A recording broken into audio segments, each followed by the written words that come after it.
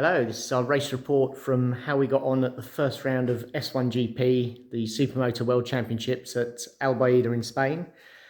We took Loris Fordan to run in the S1GP class for the first time ever. A bit of a sort of tall order for him. He's an S4 rider, normally used to the asphalt only, but he's been training on the dirt. He's not from motocross, he's not a motocross rider, so the dirt section's always going to be tough for him, but we decided to have a go after his wins in both the Polish and the Spanish Supermoto Championship with dirt last year. So we kind of thought, right, let's try S1GP. So we rocked up, we had some sponsors, Spice Solutions wanted to help us with the S1GP. They were with us last year as well to help Loris as a personal sponsor. So they helped us with some of the finances to get us there. And obviously all our other sponsors are on the bike, Peterline Oils, that help us, Advanced Moves, that help us get to the grid each time. So the race weekend itself, first of all, S1GP is awesome, but obviously tough. You're up against factory teams. We took this bike, this is our 22 bike, as the spare bike. And our main concern was always going to be the sound test, because the sound test has come down, I think, from 114 to 111 decibels this year for the FIM test. And we've always kind of struggled to get these older type DVRs through, although that says 110. Normally it's about 113, 114, so it's okay with the old test, but the new test would be a problem. So, that being the case, this is the day after the GP, so I'm just offloading the van, just pulling the bikes out. This is the bike that he actually raced, still dirty, just about to wash it down. So we actually brought a motocross pipe from DVR. DVR told us that it would pass the new noise test, 111 decibels. So we went to technical control with that, and basically it didn't pass. It was 113. It wasn't just us, virtually the whole paddock had to keep going back and forth trying to beat this noise test.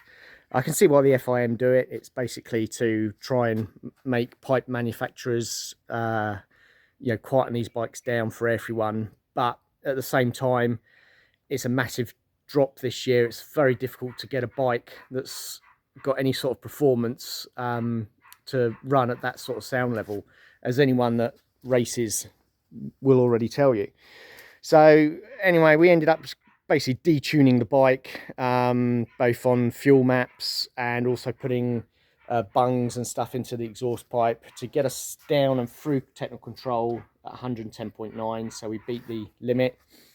But unfortunately it didn't make the bike run particularly well, and the rider struggled a bit. It wasn't a very clean bike anymore. It's a bit burbly. It definitely wasn't producing the power that the other bikes had. So really all because of this noise test.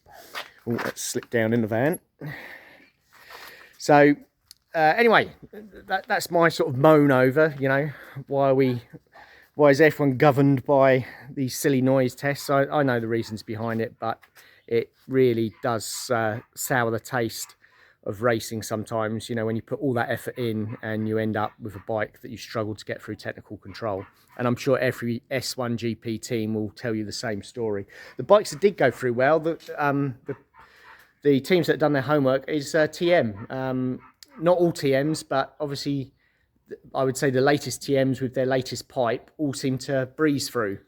So, they had it right. But to get a KTM or a Honda through sound control was a pain in the arse. Excuse my French. So anyway, that being done, we went racing, and yeah, we had a pretty good time. The qualifying, Loris qualified P15, so we're pretty happy with that. He was 3 seconds a lap off of the pole, which sounds like a lot, but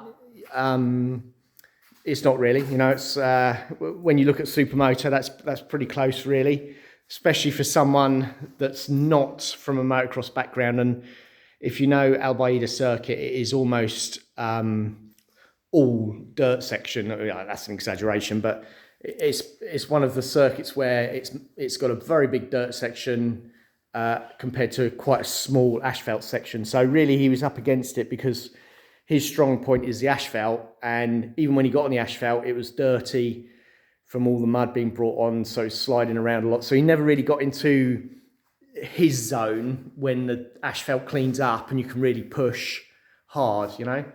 Having said that, when you looked at the like the sectors on the asphalt, he was 8th quickest, and in the dirt section he was one of the last. So that shows the difference, you know, where he was kind of making the time up.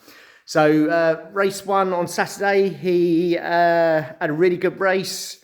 Came in P14, which we're pretty happy with. Obviously, points in the World Championship Series, 14th in the world. I think you can be pretty chuffed with that, Loris. And then Sunday morning, we did the fast race, and he had a really good race. Then he had a very bad start, primarily due to the probably to the engine being sound tested friendly. So it sort of bogged off the line, and then he fought his way through the pack and came in P14. So well chuffed with that. Unfortunately, the dreaded sound test reared its head again. He was pulled and he failed the sound test. So he's demoted to the back of the grid. So I think he was like, demoted to P19 in that race, and then had to start from the back of the grid in the next race because that determined your grid position. So the final race of the day, I think his heart wasn't in it either. He was obviously a bit pissed off with failing the noise test after all the hard work he'd done. But rules are rules. Thank you, FIM. And so the last race of the day, he finished P16, but it wasn't a particularly great race for him, quite messy. He did the Joker lane too early, got stuck in traffic, wasn't pushing through hard enough. So, yeah, you know, a bad race by his books, but overall a really good weekend. Just spoilt by technicalities, really. But other than that, we had a great time, and I think the rider proved himself that he could run pretty competitively with some of the top boys in the world. So there you go. That's our race report from S1GP. Thank you.